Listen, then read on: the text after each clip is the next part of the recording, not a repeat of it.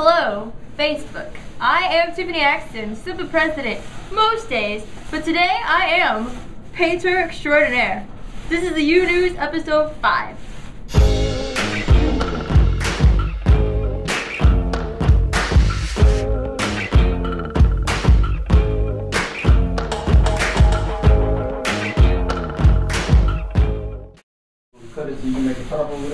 Partners in Prevention presented seatbelt convincers. And we sent Peter Beloved, and I hope that you're convinced to wear your seatbelt, because now I'm going to start wearing mine. Hey, this is DJ Beloved outside the Millennium Center here for U News. I'm speaking with Corporal Wilson of the Missouri State Highway Patrol. We're outside the seatbelt convencer. Corporal Wilson, can you tell me a little about what this is actually doing? The seatbelt convencer, plain and simple, is going to teach you what it feels like to be in a crash at 5 miles an hour. Okay, you got to understand that most crashes, however, happen at 50 or 60 or 70 miles an hour. So if you can get a pretty good jolt at just 5 and realize that you have to wear your seatbelt at 5 miles an hour, so you should be able to do it every day, especially at a crash at 60 or 70 miles an hour. Now, the national average for seatbelt use is about 84%. Here in Missouri, it's 77%. Okay, so in addition to my seatbelt convincer, I go around and speak with everybody, try to encourage them to wear their seatbelt, because seatbelt, plain and simple, saves lives. So with that in mind, what happens if you not wearing your seatbelt and you see me driving on the highway? Okay, here in Missouri, there's two reasons why compliance is so low. One, seatbelt enforcement is not a primary law. Okay, it has to be it's a secondary enforcement. That means I have to get you for speeding, lane use, following too close, turn signals, or whatever, just to stop you for not wearing your seatbelt. Secondly, the fine's only $10 in Missouri. So if we get that to make it a primary law or increase the fine, maybe we'll have more and better compliance. Thank you, Corporal Wilson. So remember, the strap is where it's at. Seatbelts are sexy. This is Beloved. I'm about to ride the seatbelt simulator real quick. This will be interesting. My God, what I do for the U News. Once again, because we're doing this just for, wow! Awesome! I can't wait to tell you. John, I have an idea. Why don't I paint this stuff at my level, and then you can paint. I can paint. Give me this. Here, let me just knock this out in 2 seconds. Hello, this is Rachel Lagan from the U News, and I'm here with Peggy Cohen. How are you doing today? I'm fine, Rachel. How are you? I'm doing good, thank you. Now, so could you tell us a little bit about Constitution Day? What is the significance of it? I'd be glad to. Senator Byrd took a bill to Congress several years ago. He was concerned that the youth in the United States were not growing up appreciating and understanding what the U.S. Constitution meant and what it meant to them. And so Congress passed legislation saying that any educational institution, like pre-K through 16, so that covers preschools and high schools and universities, any one of those institutions that receives federal funding must observe the signing of the Constitution, must observe Constitution Day on September 17th, which was the day the Constitution was actually signed. So it's up to each institution how they do that. Responsibility for observing Constitution Day at UMSL fell to me as director of the Center for Teaching and Learning. Okay, and could you explain, there are 4 different corners in here. What are they doing in each corner, and who are these people talking to these students? We wanted to be sure to include in Constitution Day planning a variety of perspectives, so that people would understand the multitude of ways that the Constitution touches their lives. So we took a broad look at the university and invited faculty colleagues to be panelists and then lead small group discussions around topics related to the Constitution that are within their faculty expertise. Something that's very important to note is that UMSL is participating in the American Democracy Project, and that's an initiative of the New York Times and the Association of American State Colleges and Universities. It's a commitment for public universities and college to graduate educated citizens. Constitution Day fits that bill beautifully. Well, I thank you so much for your time today, and this is Rachel Lagine signing off. Yeah, soggy French fries should be in the Constitution. How about the right to get drunk in person instead of over a text? Oh, speaking from experience there, Jill? Here to share with the rest of the class? Back off, man. Don't violate my constitutional right to privacy. So-called right to privacy. Because I'm not going to get over, there's nowhere to go. Go ahead, paint. UPB presented Coffeehouse You're not going to get Confessionals. them with that brush. And DJ Kryptonite went down there. Around the, you know what? DJ Kryptonite went down there, and he had a really good time. So we're going to see what was up with that. Ian Nixon, I'm Lauren Vega.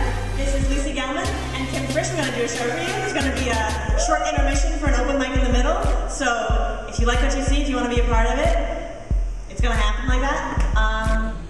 It says, as the world turns and the guiding light is guiding you, when the children become the young and the restless, when the world is ran by a selective few, what you gonna do? When the new order has been planned for you. Eternity is kind. She does not envy. She does not boast. She is not proud. She stretches along the mountainscape of her bed, lounging herself, musing that eternity and maternity rhyme. Every drop of heavens hit my cheek to a love harmony. Imaginations of divine moments with you felt so real, I felt you right next to me. And we held hands under a cover balcony watching God do his work, dropping love lessons to us as a natural romance, an intellectual program. See, I was vibing to your thoughts like lyrics. Close my eyes when you speak so I can listen to your spirit. They don't think, they don't feel, and only hunger remains. You think I'm crazy. You think I'm just rambling. But you won't. Not when the zombies start shambling. And it can never hurt to take the proper precautions, so let's all be ready for when they claw through their coffins. Anybody, if you ever did it, snap, break it down. That's all you gotta do. That's all, you know what I'm saying? You wanna be in the dance group? Leg back, snap, point, make it rain. That's all you gotta do.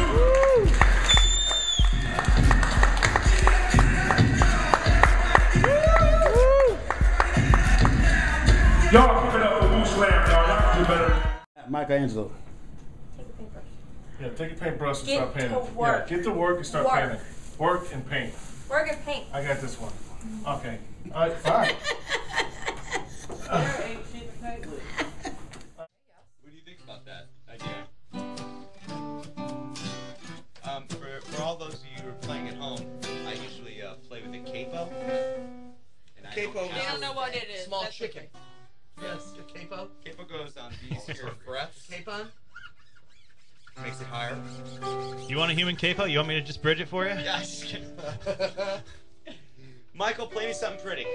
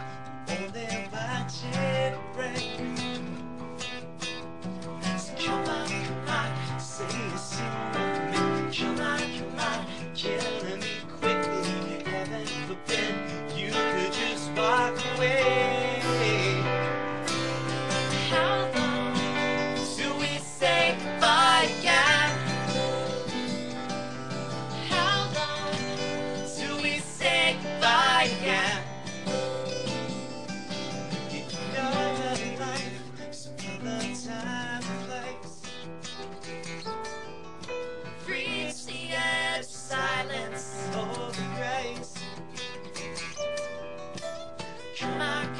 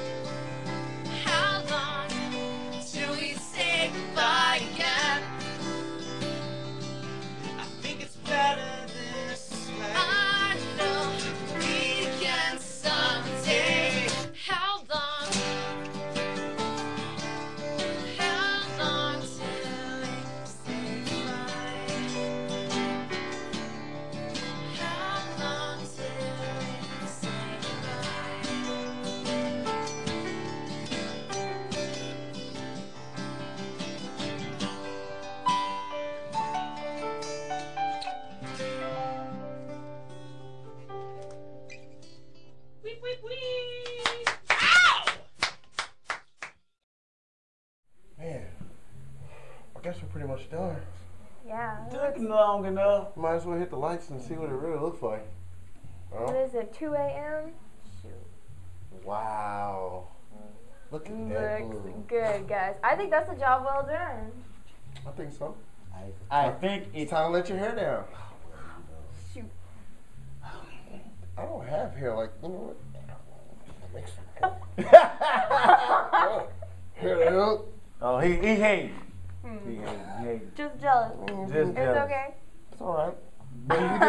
Gee, your hair looks terrific. This is Tiffany. Be easy and beloved. Shout out to everybody who helped, who came in and Thank told you us very great job. For real. Thank you all. We couldn't do it without you. Shut up. Who do we And do this- it for? this- You. Shut up and paint. AnswerRadio.com. Shut up and paint. Thanks for watching episode 5.